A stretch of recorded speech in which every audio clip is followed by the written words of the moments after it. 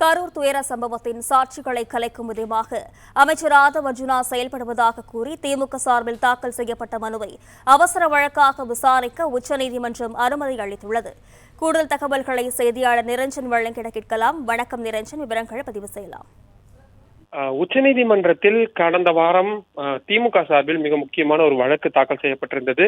அதில் கரூர் துயர சம்பவம் சம்பந்தமாக சாட்சிகளை கலைக்கும் விதமாக அமைச்சர் ஆதவ் அர்ஜுனா தொடர்ந்து பேசி வருவதாகவும், முதல்வர் விஜய், CTR நிர்மல்குமார் உள்ளிட்டோர் இந்த கரூர் துயர சம்பவம் சம்பந்தமாக பேசுவதற்கு தடை விதிக்க வேண்டும் என்றும் அந்த மனுவில் கோரிக்கை என்பது வைக்கப்பட்டிருந்தது. அது மட்டும் இல்லாமல் கரூருக்கு நேரில் சென்று முதல்வர் விஜய் பாதிக்கப்பட்டவர்களை சந்திப்பது அல்லது அவர்களுக்கு அரசு வேலை கொடுப்பது போன்றவற்றை மேற்கொள்ளும் பொழுது தற்பொழுது வழக்கு விசாரணை நடைபெற்று வரக்கூடிய சூழலில் அது வழக்கில் தாக்கத்தை ஏற்படுத்தக்கூடும் என்ற ஒரு அச்சத்தையும் திமுக அந்த மனுவில் முன்வைத்திருந்தார்கள்.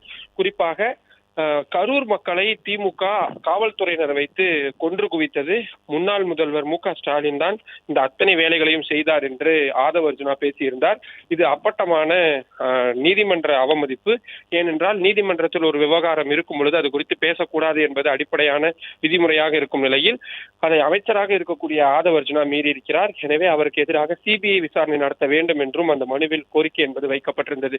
இந்த வழக்கை அவசர வழக்காக எடுத்து விசாரிக்க வேண்டும் என்று இன்றைய தினம் திமுக தரப்பில் உச்சநீதிமன்ற விடுமுறை கால சிறப்பு அமர்வில் கோரிக்கை என்பது வைக்கப்பட்ட நிலையில் அதனை ஏற்றுக்கொண்ட நீதிமன்றம் நாளை இந்த வழக்கை அவசர வழக்காக விசாரிப்பதற்கு அனுமதி என்பது கொடுத்திருக்கின்றது.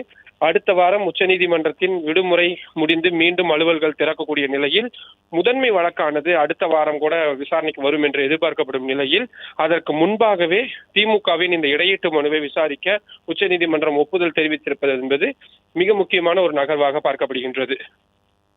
பிளே ஸ்டோர் மற்றும் ஆப் ஸ்டோரில் இருந்து பாலிமர் செயலியை QR கோடு மூலம் பதிவிறக்கம் செய்யுங்கள். செய்திகளை உடனுக்குடன் பெறுங்கள்.